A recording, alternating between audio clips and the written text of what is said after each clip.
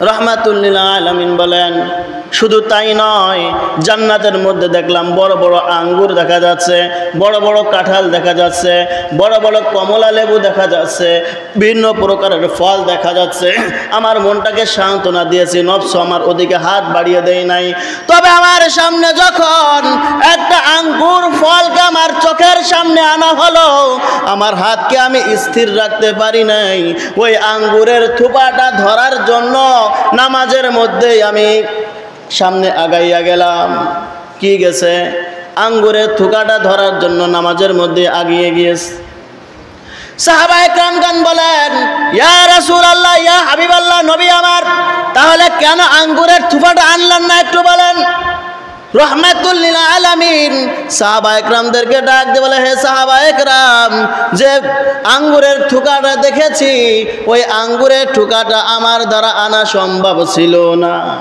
রহমাতুল লিল আলামিন সূর্য গ্রহণের নামাজের মধ্যে দাঁড়া হয়েছে। কিসের মধ্যে দাঁড়া হয়েছে? সূর্য গ্রহণের নামাজের মধ্যে দাঁড়া হয়েছে।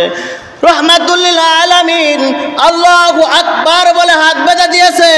সানা সুবহানাকাল্লাহুম্মা ওয়া বিহামদিকা ওয়া তাবারাকা ইসমুকা ওয়া তাআলা জাদ্দুকা ওয়া লা ইলাহা গায়রুক বলে নামাজের মধ্যে দাঁড়া হইয়া গেল। সাহাবায়ে কেরামগণ রহমাতুল লিল আলামিনের পিছনে নামাজের মধ্যে কাতারবদ্ধ হয়ে দাঁড়া হইয়া গেছে। রহমাতুল লিল আলামিন নামাজ পড়তেছে, নামাজের মধ্যে দেখে রহমাতুল লিল আলামিন হাতটা ছেড়ে একটু সামনের দিকে আগাইছে। আবার কি জন্য ধরতে গেল, ধরতে পারলো না।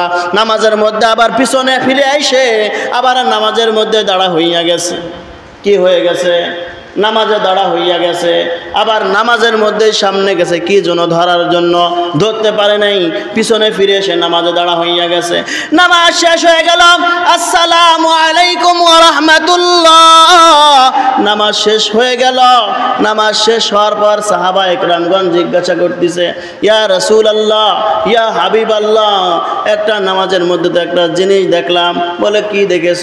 বলে দেখলাম নামাজের মধ্যে আপনি একটু আগাইয়া গেলেন হাতটা ছেড়ে, কি জন্য ধরতে গেলেন, ধরতে পারলেন না, আবার পিছনে ফিরে আসলেন, এভাবে তো নামাজ পড়লেন। রহমাতুল লিল আলামিন ডাক দিয়ে বলে, তাই নাকি, তোমরা দেখেছ?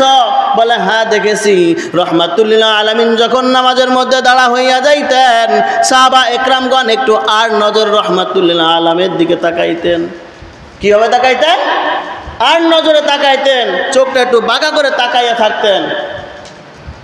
আর সাহাবায়ে কেরামগণ সদা সর্বদা সিসি ক্যামেরার নাই রহমাতুল লিল আলামিনের দিকে তাকাইয়া থাকতেন। মুসলমান ভাইরা রে আমার, নামাজ শেষ হয়ে গেল। সাহাবায়ে কেরামগণ জিজ্ঞেস করেন, রহমাতুল লিল আলামিন বলেন, আমি যখন চন্দ্র সূর্য গ্রহণের নামাজের মধ্যে দাঁড়া হইলাম, ফেরেশতাকে আমি দেখলাম জিবরিল আমিন, জিবরাইল আলাইহিস সালাতু ওয়াস সালাম গোটা জান্নাতকে কোলে কইরা আমার নামাজের সামনে হাজির করে দিয়েছে। কি নিছে?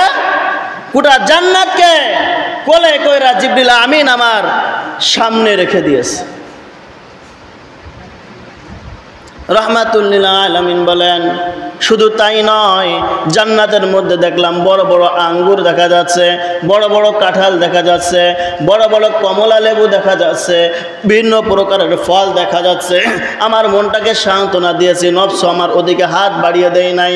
তবে আমার সামনে যখন একটা আঙ্গুর ফলকে আমার চোখের সামনে আনা হলো, আমার হাতকে আমি স্থির রাখতে পারি নাই। ওই আঙ্গুরের থোপাটা ধরার জন্য নামাজের মধ্যেই আমি সামনে আগাইয়া গেলাম। কি গেছে? আঙ্গুরের থোকাটা ধরার জন্য নামাজের মধ্যে আগিয়ে গিয়েছে। সাহাবায়ে কেরামগণ বলেন, ইয়া রাসূলুল্লাহ, ইয়া হাবিবাল্লাহ, নবী আমার, তাহলে কেন আঙ্গুরের থোপাটা আনলেন না একটু বলেন? রহমাতুল লিল আলামিন সাহাবায়ে কেরামদেরকে ডাক দিয়ে বলে, হে সাহাবায়ে কেরাম, যে আঙ্গুরের থোকাটা দেখেছি, ওই আঙ্গুরের থোকাটা আমার দ্বারা আনা সম্ভব ছিল না। কি ছিল না? সম্ভব ছিল না আঙ্গুরের থোকাটা আনা। কারণটা কি? রহমাতুল লিল আলামিন সাহাবায়ে কেরামগণ বলেন, ইয়া রাসূলুল্লাহ, ইয়া হাবিবাল্লাহ, আপনাকে এত শক্তি আল্লাহ পাক রব্বুল আলামিন দিয়েছে। বলে কেমন শক্তি দিয়েছে? রহমাতুল লিল আলামিন বলেন, বনি ইসরাইল গোত্রের 40 জন বনি ইসরায়েলের 40 জন যুবকের শক্তি উম্মত নবী মুহাম্মদ সাল্লাল্লাহু আলাইহি ওয়াসাল্লামকে দান করেছিলেন। যা বনি ইসরায়েল গোত্রের একজন যুবকের শক্তি বর্তমান সময় উম্মতে মুহাম্মাদের 100 যুবকের শক্তি ছিলেন বনি ইসরায়েল গোত্রের একজন মানুষের মধ্যে আল্লাহ দিয়েছিলেন। কত মানুষের? 100। এই যুগের 100 মানুষের যে শক্তি বনি ইসরায়েল গোত্রের একজন মানুষের শক্তি আল্লাহ পাক রব্বুল আলামিন দিয়েছে। এর দ্বারা বোঝা যায় রহমাতুল লিল আলামিনকে বর্তমান সময়ের 4000 মানুষের শক্তি আল্লাহ পাক রব্বুল আলামিন দান করেছিলেন। কত শক্তি রহমাতুল লিল আলামিনের ছিল, এরপরও কেন আঙ্গুরের থোপা আনতে পারে নাই? ওরে মুসলমান, আল্লাহর হাবিব সাল্লাল্লাহু আলাইহি ওয়াসাল্লাম বলেন, যদি আমি যদি ওই একটা আঙ্গুরের থোপা যদি আমি জান্নাত থেকে আনতে পারতাম, আমি থেকে কিয়ামত পর্যন্ত আমার সমস্ত বান্দা বান্দে, আমার সমস্ত মাখলুকাত উম্মতে মুহাম্মাদি সকলেই যদি আমার থেকে কিয়ামত পর্যন্ত খাইত, আঙ্গুরের একটা থোকা থেকে আঙ্গুর শেষ করা সম্ভব ছিল না। কত বড় একটা আঙ্গুর! আপেলের কথা বাদ দিয়েছে, মালটার কথা বাদ দিয়েছে, ছোট্ট একটা ফল সম্পর্কে রহমাতুল লিল আলামিন বলেছেন, যদি এই আঙ্গুরের থোপা যদি আনতাম, এই আঙ্গুরের থোপা আমি থেকে কিয়ামত পর্যন্ত সকলে খাইলেও শেষ হইতো না।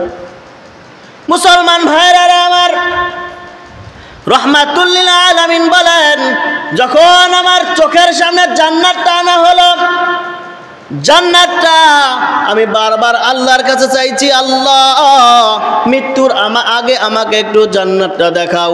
জিবরিল আমিন আল্লাহকে ডাক দিয়ে বলে, আল্লাহ রহমাতুল লিল আলামিনকে জান্নাতের মধ্যে আনব নাকি জান্নাতটাকে রহমাতুল লিল আলামিনের সামনে নেব? আল্লাহ পাক রব্বুল আলামিন বলেন, যে রহমাতুল লিল আলামিনকে আমি সর্বশ্রেষ্ঠ করে তৈরি করেছি, সমস্ত নবীগণ সর্বদা চেষ্টায় থাকতেন কিভাবে আল্লাহকে খুশি করা যায়, আর আল্লাহ পাক রব্বুল আলামিন সদা সর্বদা ব্যস্ত থাকতেন নবী মুহাম্মদকে কিভাবে খুশি করা যায়। কতটা ভিন্ন না? কোন নবীর উম্মত আমাকে আপনাকে বানাইলেন দেখেন।